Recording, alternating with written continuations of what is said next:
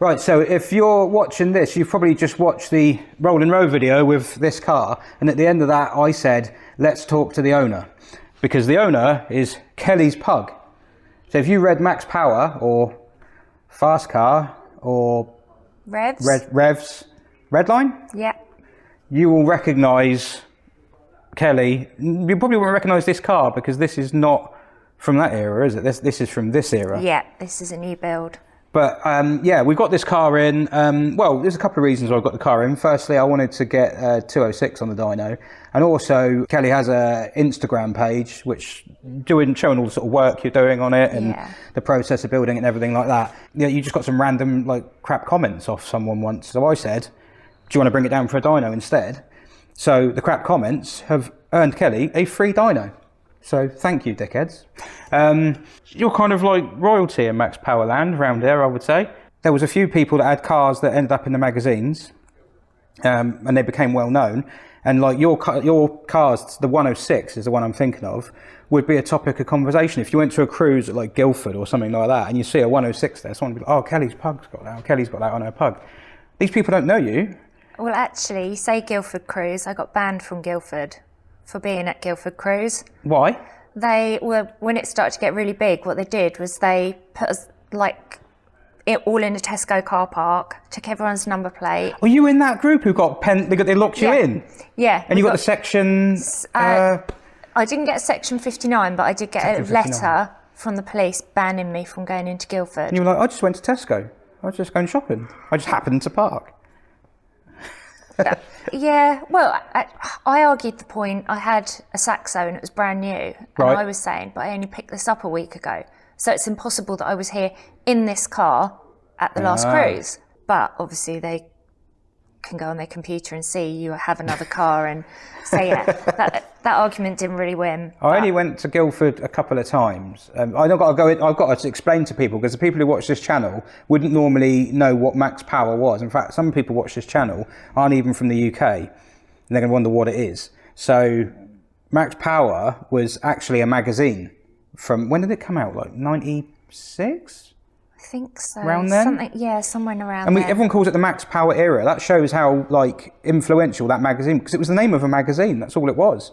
You had the other ones we mentioned, but they weren't as well known, were they? No one called it the Fast Car era or the Revs era or something. And the kind of age we're probably both at were ages where we were young at that time and had the cars that used to appear in the magazines, and they were just cars like this where they weren't necessarily modified. I mean, they were modified mechanically, but a lot of it was the styling and and everything like that. And it's not really something I ever go into on the channel, because I prat around with old Citroens and TVRs from time to time. But it was a big thing in my youth. It was a big part of my youth. Yeah, going back to the Max Power days. Yeah, the Guildford cruise is cruising sounds a bit dodgy, doesn't it? It's not. You're basically meeting up at a car park and standing around going, "I like what you've done to your car, thanks. I like what you've done," and then you play your music loudly. That's all it was, wasn't it? Yeah, and a few burnouts. On the McDonald's trays. On the McDonald's tray, yes. Yeah, I was very good at that. Yeah, I was. So what I was interested in, though, is obviously I was just a nobody in those days, but you appeared in the magazine quite a few times. I was very lucky, yeah. And so how did it all come about? Like, how did you find yourself in that world? I was always into cars, and I always liked Peugeots. So when I've started off with Ford Fiestas, but when I got my 205, I went to a Peugeot show with a friend, and someone was doing a show and shine, and I thought, I'd like to do that. And I feel like that's something I could do, because it's not mechanical, is it? I'm just cleaning the car. I did one, I won it, I came first. They put the certificate in my friend's name because they didn't believe it was my car, which was frustrating. Was your friend a male? Yeah, because it was very, very male dominated back then. Yes, it was, yeah. So after that, I thought, I'm just going to see if I can get it in Max Power, because I've been reading that since I was like 14. Wouldn't it be cool if I could get my car in there? Yeah. And they said, yeah, they'd give me a feature, which led to a sponsorship with a company called Pug Performance. And then I started going to car shows with them, got bored, did the 106, got the cover feature.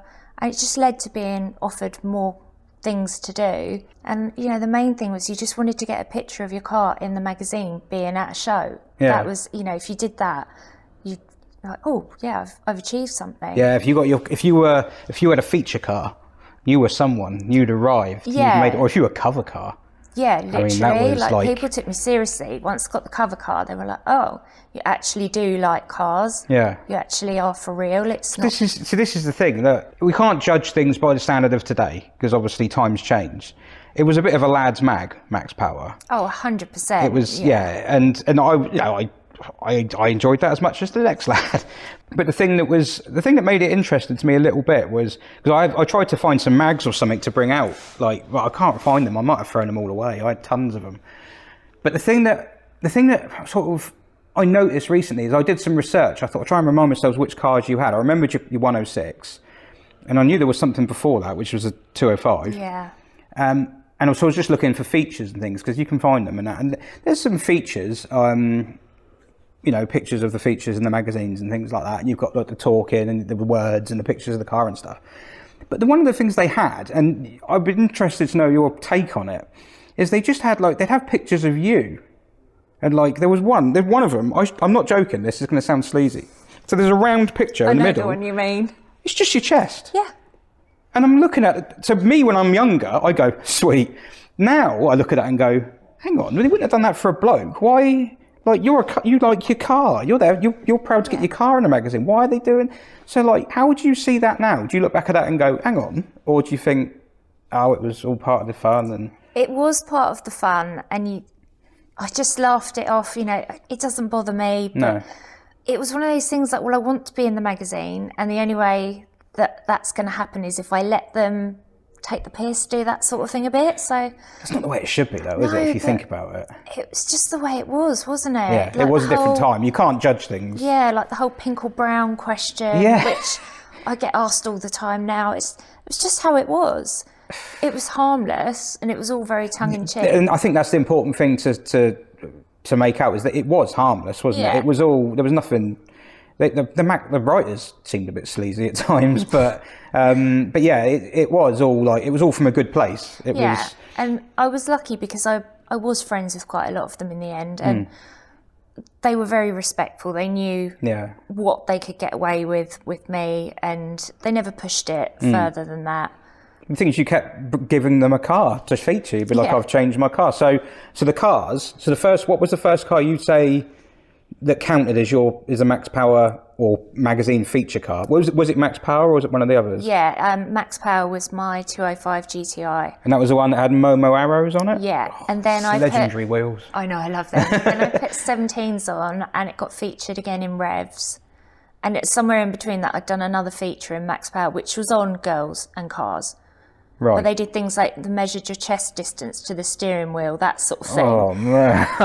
But, my car was in the magazine again, so... But, yeah, it's... then it was the 106 in Max Power twice. Once on the cover, and then once when I, in everyone's opinion, destroyed it and painted it pink. But I needed to do it. I'd say the 106, right? So I go back... I know of the 106 in two phases, which is probably because there was two phases. And the first one was a chameleon paint. Yeah. And it had I can't remember wheels they were, sort of Japanese style. They were BK 121s. Right. I quite liked it. I remember thinking it looked decent. It was it was an original bumper, but it was extended, wasn't it? Yeah. And I saw a lot of 106s around my way start copying that. Yeah. Which is so cool. It's just you put your car in a magazine and people have started copying it. You were an influencer. If you think about it, Well, when I turned it pink, someone completely copied it, which is why I got rid of it. Because in my town there was another one. It was a Mark 1. That's a lot of work to go to. It was the same, and I just thought, I'm doing this to be individual. So when it went pink for me, I remember seeing it and thinking, oh, has that gone too far? Probably. It was. If you're just getting carried away at the time, you think oh, I could do this, I could do. Or is there a sort of almost a pressure on you to do something new, something for the new year? I've got to do something. Pressure. I can't leave it.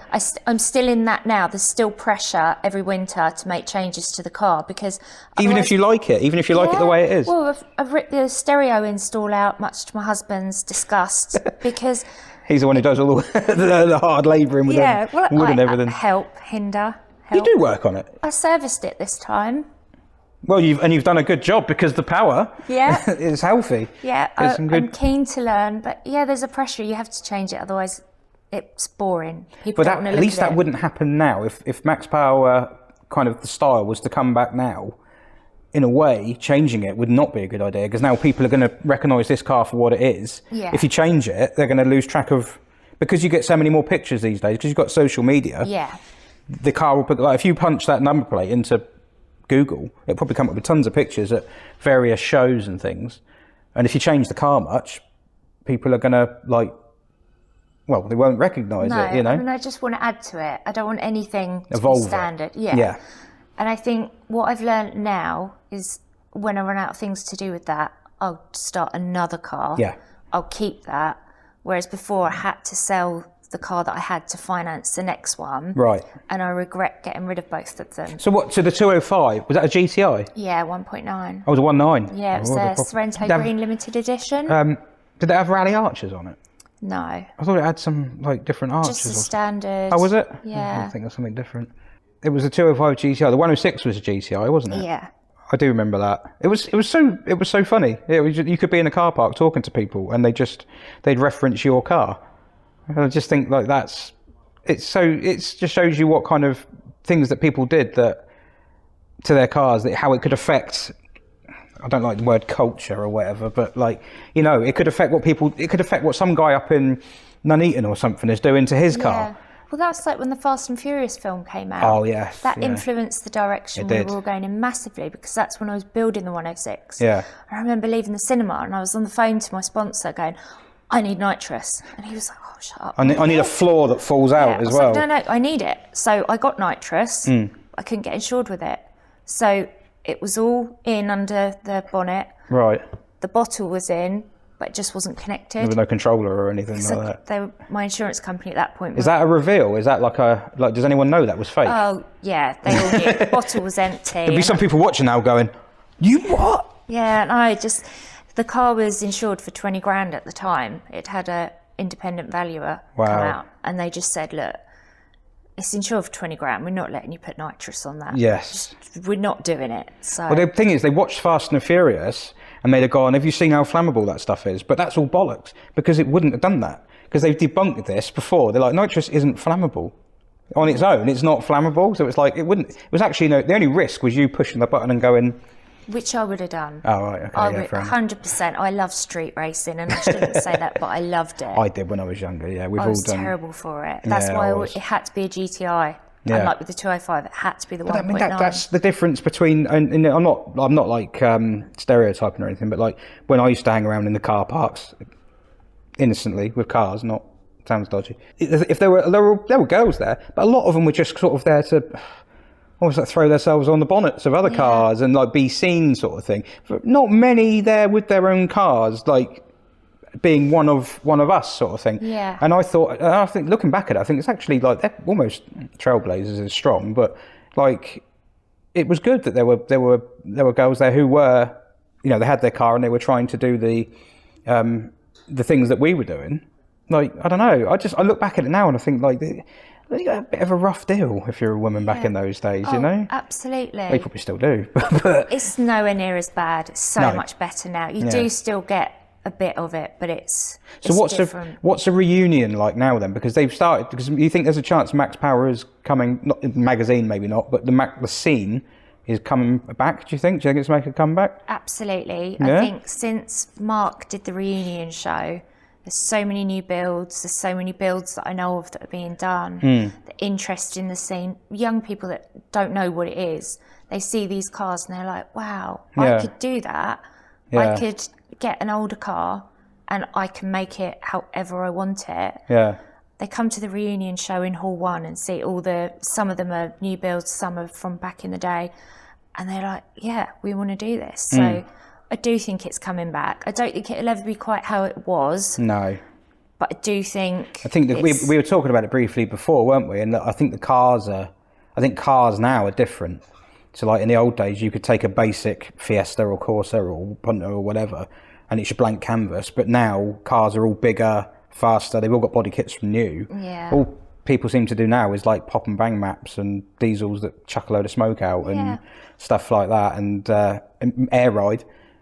But no one's doing stuff like that. I mean, like the work to put in louvres like that. And the guy that louvered my bonnet was the one that did my original cars he? back in the day. Yeah, he's still going. So I went back to him because I love the way he does it. So you had your 106 in when did you get rid of that?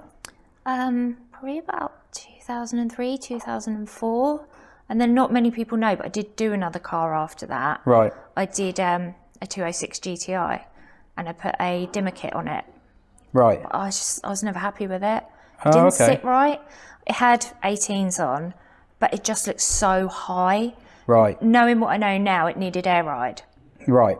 But the technology wasn't about as much it back wasn't, then, was and it? I'd lost heart a bit. The scene was changing. The Section 59 meant that you couldn't really go out and enjoy it. Yeah. So I got rid of it and had like a period of having like standard but nice cars. I was really into minis, which I still am. But I lost heart, and I had a Subaru Impreza as well, and I was more into that. So nobody really saw the last one. I didn't get it featured. No, not in mags at all. It never fully finished it. I know someone who had a black dimmer 206, and it did, that sat a bit high. You could never get it to sit right. Like it was. Yeah, you bought lowering springs for a 206, but the arches were bigger, so it looked. Yeah, so like the wheel filled the arch, but there was a massive gap under the front bumper, and where it was so wide, it just looked like a monster so truck out of sort proportion. of thing. Yeah. But I think the proportions on this it's probably hard to see it on the camera, but I think the proportions on this, I think it looks really good. When I was doing the dyno video, I was in the middle of filming about to do a run, and I thought, I actually stopped and thought, actually, I'm one of these people who, when the Max Power era ended, I was one of those who's like, if you're a smoker and then you give up and you're like, all of a sudden you're sanctimonious and like, I don't do that anymore. And I was like that with Max Power. Yeah. I was like, I don't do that anymore. Like I laugh at myself now. There's pictures of me wearing a baseball cap, trying to be all fun in the car park.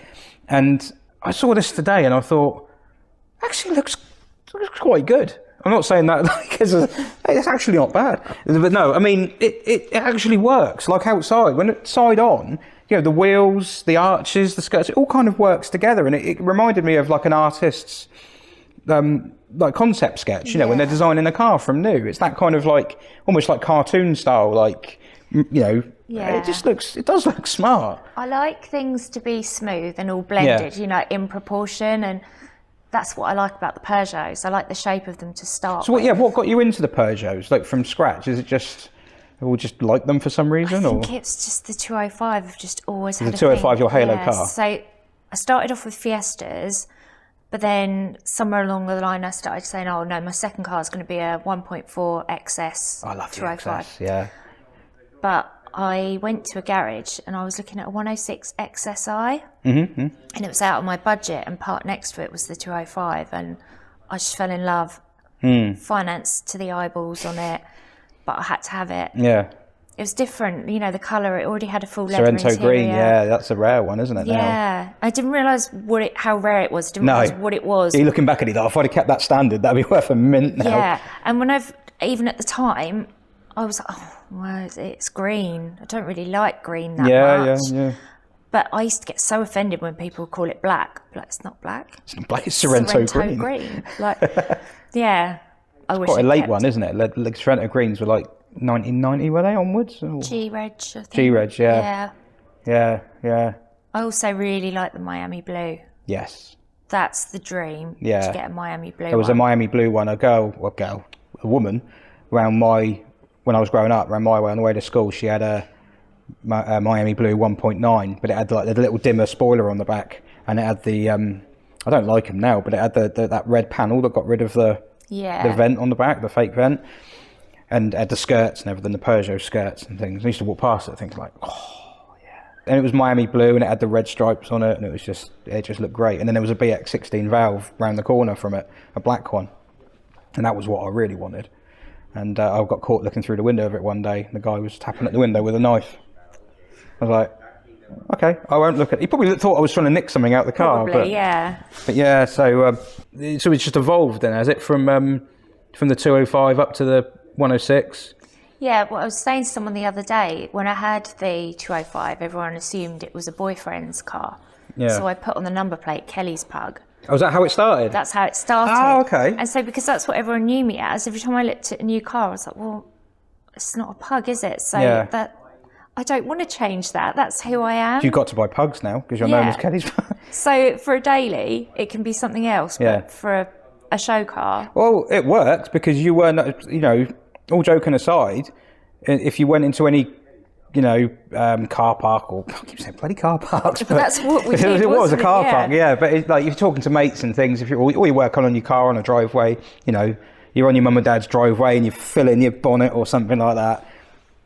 And if you were talking about, you know, known cars and things, if your car ever got brought up, it was always known as like it's Kelly's Pug sort of thing. And it was known that you're just a woman who has made her car. She's got a car. She's done it how she wants to do it, modified it how she wants to modify it. And when you were known for the car. Yeah. So it did work.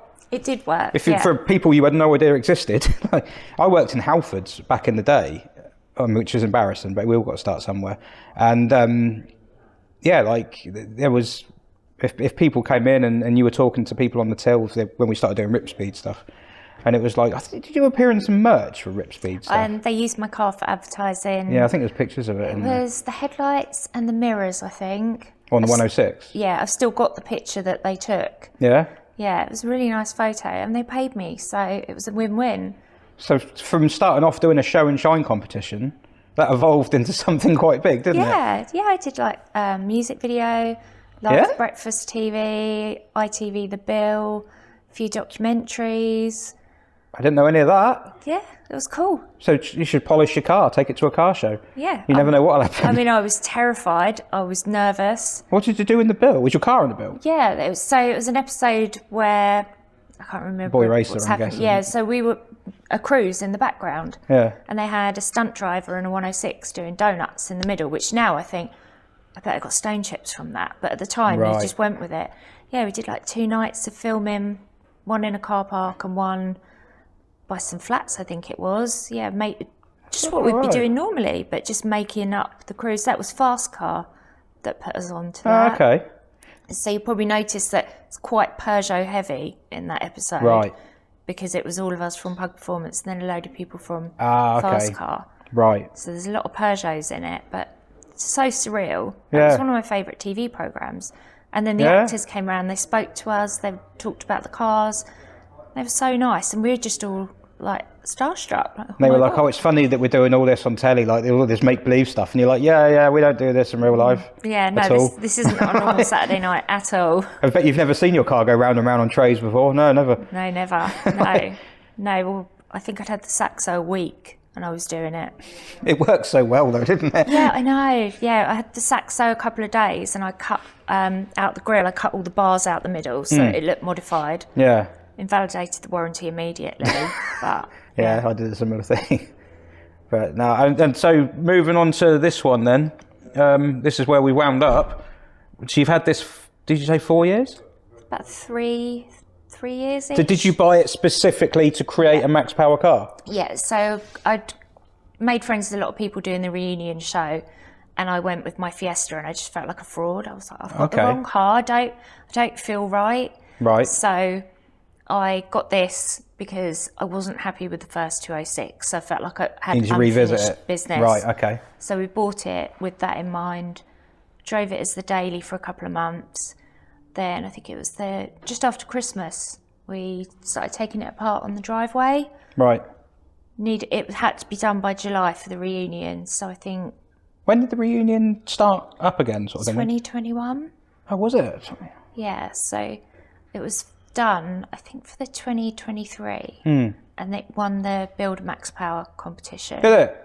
So, yeah, I cried. So embarrassing. I was sitting on the stage at the front just watching, and when he said my name, I started crying. I'm like, oh, my God. You did it, though. That means you've done it. Yeah. You've completed it. And then it won an award a couple of weeks ago at Adam C Fest, Best Modified. Oh, right, okay. And they were talking about how the Max Power scene is We coming back. might be coming back into something, So yeah. Adam C's just bought an old Max Power car, the pink Yaris with Lambo doors. I swear I saw that. It's got airbrushing on it. Yeah. Yeah, you'd know it if you saw it. Oh, I did. I literally saw it in the estate here last week. Oh, okay. I just took my 106 for an MOT. Where was it you took it? Oh, I only took my 106 over the road, but when I drove out the estate, in one of those units on the way in, it was parked there. Oh, okay. Like a big, like, silver airbrush thing on the side. Like mermaids. It looks a little bit embarrassing. Oh, it's cool. It's so cool. They put a flame kit on it for his show. And they were doing burnouts on the burnout pad with flames. Oh, of course I love it. It's pink. Yeah. I think that's another sign it's coming back when YouTubers are buying old Max Power cars. Yeah. No, I don't know. I think it'd be good if it did come back. I think so. I think it'd be good if it did come back. I can't promise that I'd get involved. The most modified car I've got is the Imp, and that's broken. Well, just come along to the reunion show. I'll just go and watch. Yeah. And see something on a car and go, oh, I had that. I did that. What was that mirror manufacturer? Oh, there was a company that did splitters and mirrors, mirror caps and things, side skirts and stuff. What were they called? Used to raid their catalogue. RGM. Yeah. RGM. There was a mirror moulding on a Saxo that replaced the normal coloured one with one that went over the top. It was so subtle. It was such a subtle difference. I was so proud of them because I never saw another Saxo with them on. What was the other thing I did? I'll put a picture of I can splice a picture of my Saxo in on the video, can't I? I'd like smoothed. I did this actually. I cut the bars out with the bumper and smoothed round it, meshed it. It was a smiley face Saxo. It was a later one, and I smoothed the grille into the bonnet, so it had just like the slit. Yeah. No, they're good days. They're good days. It's nice when people do things themselves and they have ideas, what they want, and they're all different. That's the thing. You go to a car show now, everything lines up, it looks the same. But these, what were you next to at the last one? Probably not a pink 206, I'm guessing. No, I was next to a purple Pringles Golf at the last car show. And my friend's Punto GT convertible. Right, okay. Which they never made a GT No, they wouldn't have done. No, that's right. Her and her husband converted it, so... I've got some friends with some really cool cars. Yeah. And where can the reunion be found? Staffordshire Showground on the 13th of July. Okay. And it's this year? Yeah. It's every year. And there's a party the night before. It's becoming a big thing? Oh, yeah. Okay. Yeah. Bigger every year. And where can people find more info on this car in particular? Like if they want to follow you and what you're doing with it? All of my socials are just Kelly's Pug. So TikTok, Instagram, Facebook, YouTube. Yeah, just Kelly's Pug. Yeah. Brilliant. Well, I think it's great to bring it down and everything. I think I'm really grateful because it's actually made me a little bit humbled in a way, because there was a point where I'd be like, oh, I don't do Max Power stuff anymore, but actually it's cool. It does stand out. It brings something back out, and I feel like 19 again. Nostalgic, isn't it? It is nostalgic again. Yeah, it is. But no, I can't go. I can't get more cars. I can't do more stuff. I've got too much to do. I'll go in the DS. I said, look, everyone, it's got air ride. Drop it down. But no, I appreciate you bringing it down, you know. No, thank you for doing it. Yeah, no, we've got a decent power figure as well. So, I know. And hopefully we see more colourful, different cars on YouTube and Instagram and stuff like that. And if the magazine comes back, who knows, I might even buy it. But yeah. Okay, well. Yes. Go on then. One of the old journalists from Max Power, Andy Millsy. I recognise the name Millsy, yeah. He is actually doing a magazine. It's due to come out in July around the time of the reunion. And it's going to be just like before. It can't be exactly like before. We have to remember about all the snowflakes, but it's going to have like proper old cars in there, but probably no naked people. I think it's one of the only reasons I used to buy it. But well, I'm sure it'll be good. I look forward to seeing that. I think it's easy to sort of, you can be critical of people online and critical of their car and stuff like that. But something like that takes, and it's going to sound stupid saying this because you're a woman, but driving that takes more balls than driving if you do a modified 1 Series or something like that. Because this is your design, your idea, your philosophy, and it's out there and everyone can see it. There's no hiding from it. No. Whereas like anything you do on a modern car is kind of hidden. It's all maps and, you know, installs and things like that. So I think stuff like this is, I think it's actually like, it should be respected more than it is. Yeah. There's a bit of a divide, isn't there? And everyone should respect everyone's build. no, I can't do that. I just think you have to respect the time and the effort they've put in. Depends what they've done. I just sort of say, well, it's not my cup of tea. Yes. But I respect the time and the effort. I think that's the thing you can't, you have to take, is the amount of effort and time. Well, you know, your fellow does a lot of the hard work on it. How much time has this taken to build? I couldn't work it out. Too long. Oh. Too long and too much money. Hundreds of hours? Yeah. But it's worth it. It's worth it because it puts a smile on your face, and it's won you awards. About 6 months every weekend, bank holiday, stripping it apart, putting it back together. Always taking it apart and putting it back together again. Just like it used to be in the old days. Is it on your parents' driveway? Yeah. Just like it used to be in the old days. Just like it used to be. Yeah, brilliant. Well, thanks for bringing it down. Thank you. And for having me. everyone can go back to watching normal videos now about Citroens or something.